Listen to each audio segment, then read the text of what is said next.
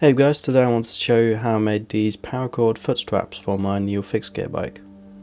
Footstraps are pretty important on a fixed gear bike as it allows you to brake harder and accelerate faster by pushing with one foot and pulling with the other. There are a few options for fastening your feet to your pedals, like special click shoes with click pedals, but those aren't very handy for commuting to school or work. One of the more common methods is a toe clip, but I never really like the look of toe clips, so I usually go for foot straps, as they are easier to get into with all kinds of shoes. In my opinion, they look pretty decent. When I bought my new bike, I didn't have any money left to spend on foot straps, but I did have paracord, so I decided I would make them myself. If you would like to make these same kinds of foot straps, you can follow along in this video. The first thing I did was measure the size of the foot straps that are currently on my old bike, so I would know how long I should make my paracord straps. I measured it to be 22 centimeters, and so I created this basic frame from aluminium that is exactly 22 centimeters long. I went online and found this YouTube channel called Board Paracord, where there are detailed instructions on how to make a paracord bracelet. I was interested in one particular bracelet called the fishtail belly, as it's nice and wide. It's important for the foot straps to be wide, as this results in more comfort.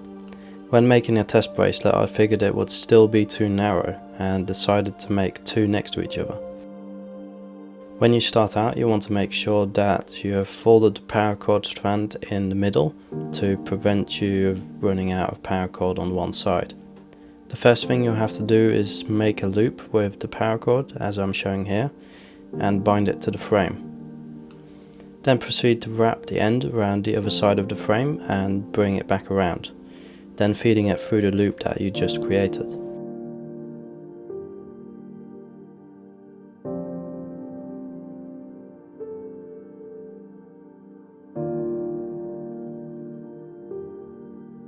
Once this is done, you'll have 3 strands on each side and you'll have to tie them together at the top with a quick hitch, like this. If at any point you don't understand what I'm doing, you should go and check out Board Paracord's channel, as he explains it way better than I do. You grab your right cord, go over the first 3 cords and under the last 3 cords, and leave it off to the left. Do the same with the other side. Then pull them tight, but not too tight, as the inner 3 cords need to stay flat. Then grab your right cord, which initially came from the left, and weave it between the second and third cord. And then do the same for the other side. Bring them back through the middle and repeat this entire process until you get to the end of the frame. Again, the Board Paracord channel might explain this better, so be sure to check them out if you don't understand my explanation. After this, I attached the black paracord to the frame and did the same. I did this because I wanted to weave the two together, but after a little while I figured out it was too much of a hassle. Also, make sure to check that you have the black bracelet on the opposite side as the last foot strap you made, as they're going to be mounted on opposite sides of each other. So basically they're going to be mirrored.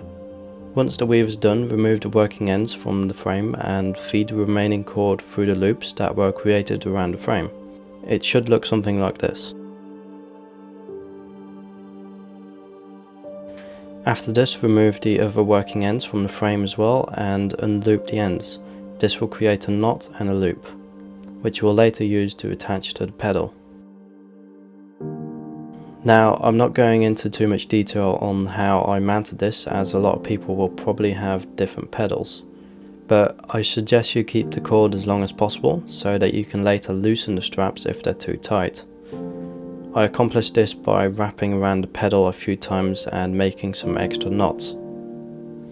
At the end, I tie the excess rope into a knot so it isn't dangling around. Anyway, that was it for this video. I hope you enjoyed it and I hope it was helpful. If it was, please consider liking or subscribing to my channel, and yeah, maybe I'll see you next time.